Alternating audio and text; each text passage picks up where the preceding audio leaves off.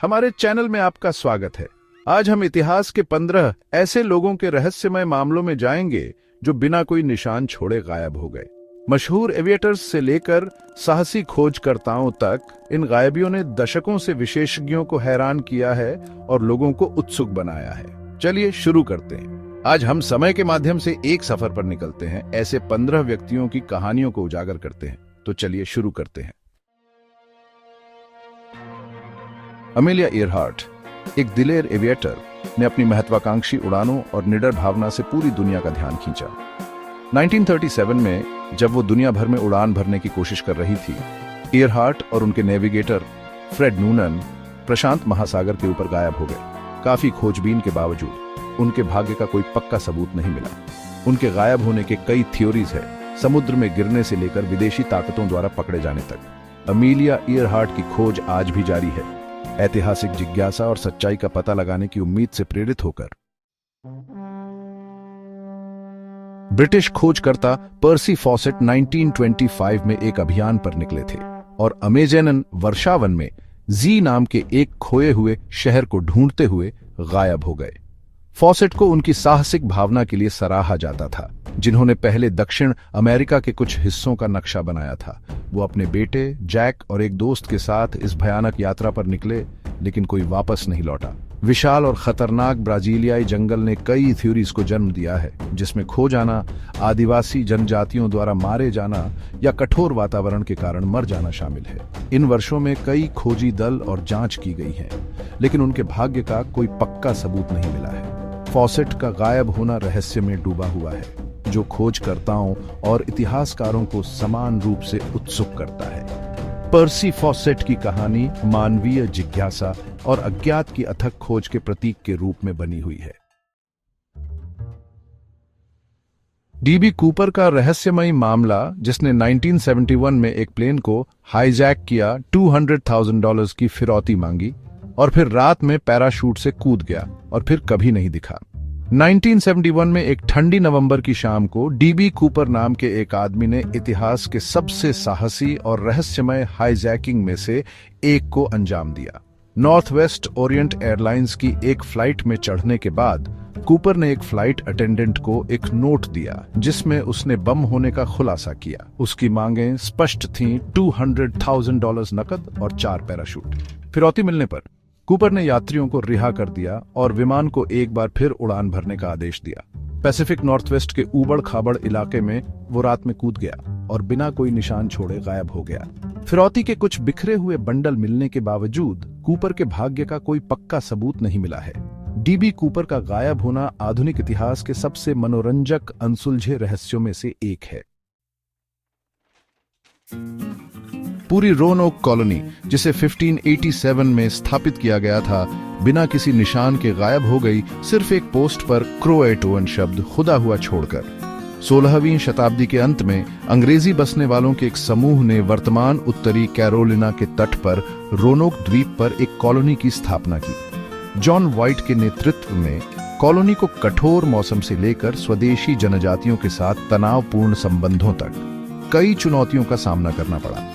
जब व्हाइट आपूर्ति के लिए इंग्लैंड लौटे, तो उन्होंने जीवित रहने के लिए संघर्ष कर रहे एक नए समुदाय को पीछे छोड़ दिया। 1590 में लौटने पर उन्होंने बसावट को छोड़ दिया हुआ पाया। उपनिवेशवादियों का कोई निशान नहीं था, केवल लकड़ी के एक पोस्ट पर क्रोएटोन शब्द खुदा हुआ था।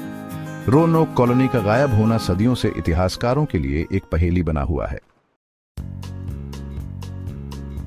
ऑस्ट्रेलियाई प्रधानमंत्री हैरोल्ड होल्ट 1967 में तैरते समय गायब हो गए, जिससे कई कंस्पिरेसी थ्योरीज पैदा हुई। 1967 में एक धूप दिसंबर के दिन ऑस्ट्रेलियाई प्रधानमंत्री Harold Holt Portsea Victoria के पास चेवियॉट बीच पर तैरने गए थे। समुद्र के प्रति अपने प्रेम के लिए जाने जाने वाले होल्ट एक आत्मविश्वासी तैराक थे, लेकिन क्षेत्र की तेज धाराएं और विश्वासघाती स्थितियां कुख्यात थीं। जैसे ही उन्होंने समुद्र में कदम रखा, उन्हें लहरों से जूझते देखा गया, इससे पहले कि वे दृष्टि से ओझल हो गए। नौसेना के गोताखोरों, हेलीकॉप्टरों और स्वयंसेवकों सहित व्यापक खोज प्रयासों के बावजूद होल्ट का कोई पता नहीं चला। हैरोल्ड होल्ट का मामला ऑस्ट्रेलिया के सबसे स्थायी रहस्यों में से एक है।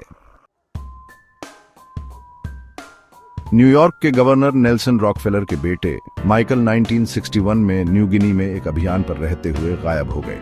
1961 में माइकल रॉकफेलर स्वदेशी कला एकत्र करने और असमत लोगों का अध्ययन करने के लिए न्यू गिनी के एक अभियान पर निकले थे।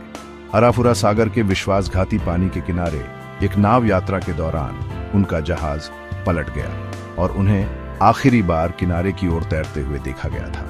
हवाई सर्वेक्षण और जमीनी अभियानों सहित व्यापक खोज प्रयासों के बावजूद माइकल रॉकफेलर का कोई पता नहीं चला। उनके लापता होने से कई थ्योरीज को बल मिला है, जिसमें डूबने से लेकर स्थानीय जनजातियों द्वारा पकड़े जाने तक शामिल है। उनके भाग्य का रहस्य इतिहासकारों और साहसी लोगों को समान रूप से आकर्षित करता रहता है। प्रसिद्ध अमेरिकी लेखक और पत्रकार 1913 में मेक्सिको से यात्रा करते समय गायब हो गए। अपनी तीखी बुद्धि और डार्क कहानियों के लिए जाने जाने वाले एम्ब्रोस बियर्स 1913 में मैक्सिकन क्रांति का दस्तावेजीकरण करने के लिए मेक्सिको की यात्रा पर निकले थे। 71 साल की उम्र में बियर्स इतिहास को बनते हुए देखना चाह रहे थे। हालांकि सीमा पार करने के बाद बियर्स गायब हो गए, साहित्यिक प्रतिभा और एक स्थायी रहस्य की विरासत को पीछे छोड़ते हुए। बियर्स के भाग्य के बारे में कई थ्योरी सामने आई हैं, लेकिन उनके लापता होने की व्याख्या करने के लिए कोई निर्णायक सबूत सामने नहीं आया है। बियर्स का गायब होना एक ऐसे लेखक के लिए एक रहस्यमय अंत बन गया है, जिसका काम अक्सर भयावह और रहस्यमय में तल्लीन रहता था। मैरी सेलेस्ट, एक जहाज जो 1872 में बहता हुआ पाया गया था का चालक दल बिना किसी निशान के गायब हो गया, एक पूरी तरह से समुद्र में चलने योग्य जहाज को पीछे छोड़ते हुए। दिसंबर 1872 में व्यापारी जहाज मैरी सेलेस्ट को अटलांटिक महासागर में बहते हुए प्रतीत होता है कि छोड़ दिया गया था। जहाज अच्छी स्थिति में था, उसका माल बरकरार था और संघर्ष या क्षति का कोई निशान नहीं था। फिर भी कप्तान बेंजामिन ब्रिग्स, उनकी पत्नी और उनकी छोटी बेटी सहित चालक दल कहीं नहीं मिला। लाइफ बोट गायब थी, जिससे पता चलता है कि उन्होंने जहाज छोड़ दिया था, लेकिन उनके अचानक जाने का कारण एक रहस्य बना हुआ है। मैरी सेलेस्ट का मामला सबसे स्थायी समुद्री रहस्यों में से एक है। अमेरिकी मजदूर संघ के नेता 1975 में गायब हो गए और उनका भाग्य अमेरिकी इतिहास के सबसे बड़े रहस्यों में से एक है। टीमस्टर्स यूनियन के करिश्माई और विवादास्पद नेता जिमी हॉफा को आखिरी बार ब्लूमफील्ड टाउनशिप, मिशिगन में माचस रेड फॉक्स रेस्तरां के बाहर देखा गया था। व्यापक जांच के बावजूद हॉफा का भाग्य अज्ञात है और उनका गायब होना अमेरिकी इतिहास के सबसे स्थायी रहस्यों में से एक बन गया है।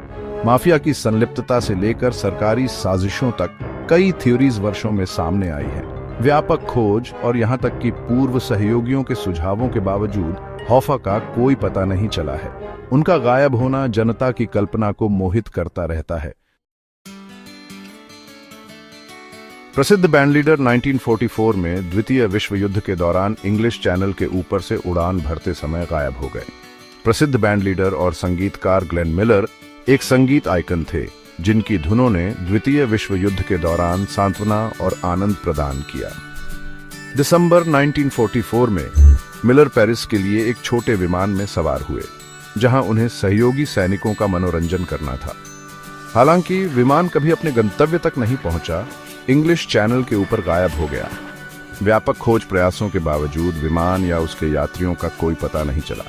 मिलर का गायब होना युद्ध के सबसे मार्मिक रहस्यों में से एक है। 1945 में एक रहस्यमयी आग में उनके घर के नष्ट हो जाने के बाद 9 सॉडर बच्चों में से 5 गायब हो गए। 1945 की क्रिसमस की पूर्व संध्या पर फेयटविले, वेस्ट वर्जीनिया में सॉडर परिवार के घर में एक दुखद आग लग गई। जॉर्ज और जेनी सॉडर अपने 4 बच्चों के साथ आग से बच निकलने में सफल रहे, लेकिन उनके 5 बच्चे लापता थे। व्यापक खोज प्रयासों और जांच के बावजूद राख में लापता बच्चों का कोई अवशेष नहीं मिला। आग और बच्चों के लापता होने की परिस्थितियों ने कई थ्योरीज और संदेहों को हवा दी है। यह मामला अमेरिकी इतिहास के सबसे चौंकाने वाले रहस्यों में से एक है। ग्रीनलैंड में नॉर्स बसने वाले 15वीं शताब्दी में गायब हो गए, केवल खंडहर और अनुत्तरित प्रश्न छोड़ गए। 15वीं शताब्दी में एरिक दी रेड और उनके अनुयायियों द्वारा स्थापित ग्रीनलैंड में नॉर्स बस्तियां रहस्यमय तरीके से गायब हो गईं। पुरातात्विक साक्ष्य बताते हैं कि बसने वालों को कई चुनौतियों का सामना करना पड़ा। जिनमें जलवायु परिवर्तन, घटते संसाधन और स्वदेशी आबादी के साथ संघर्ष शामिल है। इन सुरागों के बावजूद उनके गायब होने के सटीक कारण अटकलों का विषय बने हुए हैं। ग्रीनलैंड में नॉर्स बसने वालों का भाग्य इतिहासकारों और पुरातत्वविदों को समान रूप से आकर्षित करता रहता है।